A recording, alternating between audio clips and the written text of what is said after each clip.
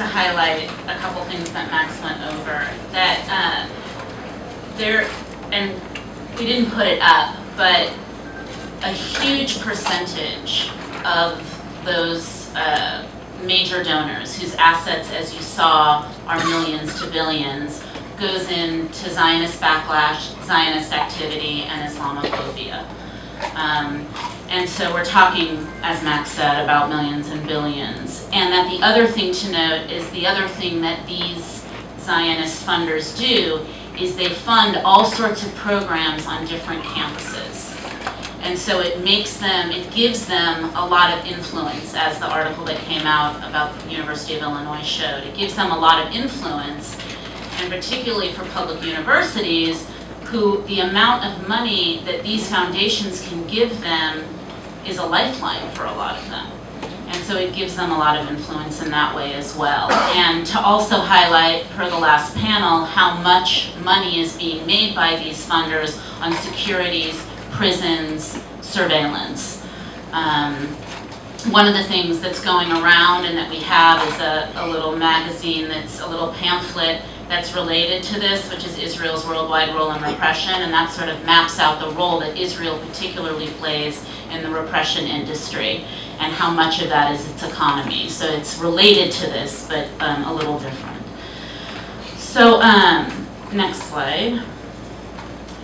So the organizations that Max described and the funding is going to implement a strategy that was put out in 2010 by the Reut Institute. And are people familiar with the Reut Institute? No. Okay. It came out with a report called the Delegitimization Challenge. Also, people sign up on the thing that's going around. We can get you a lot of the background on this, the Delegitimization report, some of this information.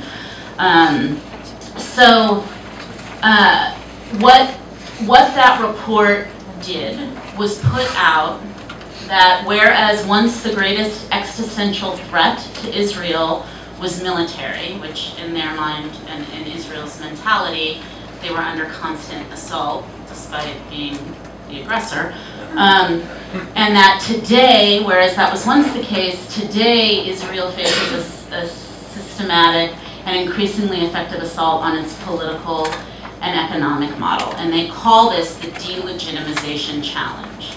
And this report even says that this is a greater threat than the military threat at this moment.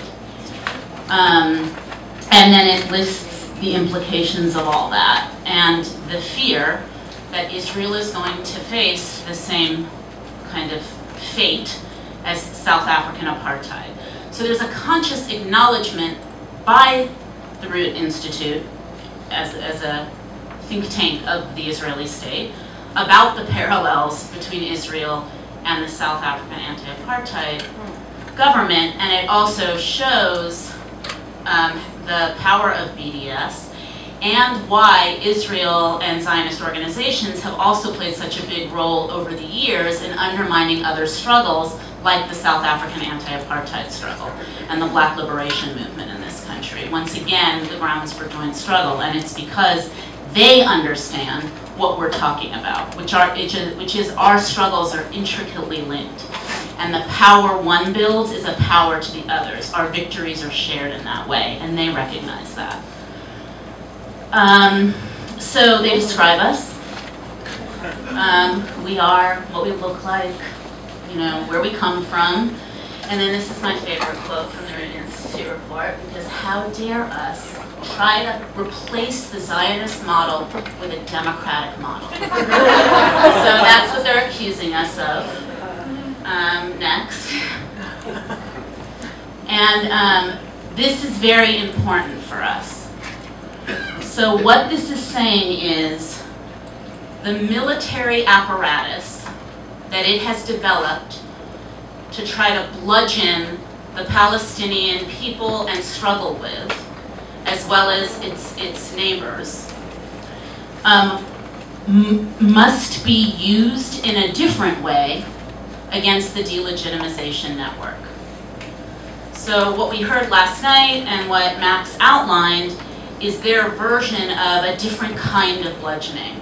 And it just comes back to the same tactic, that Israel, Zionism, and it's also true of the United States, it's how power like that operates, abusive power, it tries to obliterate any opposition. And it does it with military, legal, political, and economic tools. And so all of our movements are always up against this kind of power.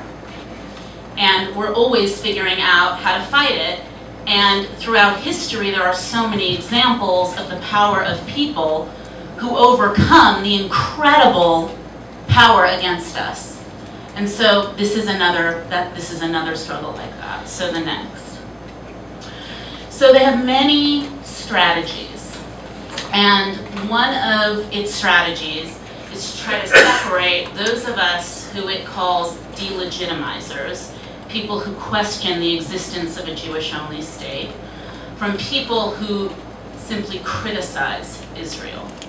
And so one of the things that this slide points out is the importance of us not allowing that to divide us, because that is really something that our opposition benefits from.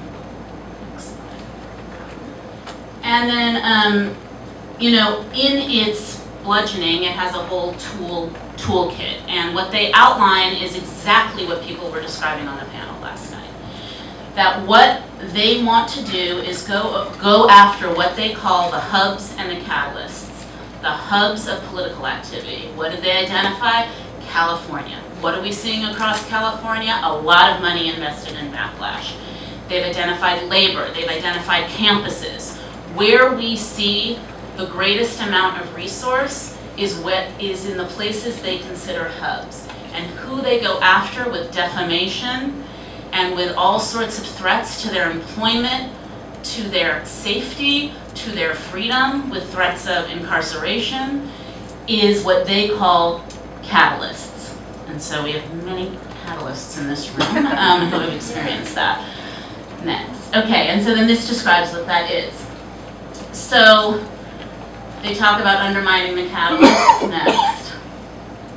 And then another tool that we're all very familiar with is the misuse of anti-Semitism. And so, there's many attempts, and we heard today about an APAC bill. There's also work being done by the ADL in California. There's a lot of attempts to legislate and make it grounds for the removal of public funds on universities, for campuses that allow certain criticisms of Israel that they are trying to legislate as anti-Semitic. And so, of course, there's this equation of criticism of Israel being anti-Semitic. All of us in the room knows problems with that. It claims racism in defense of racism.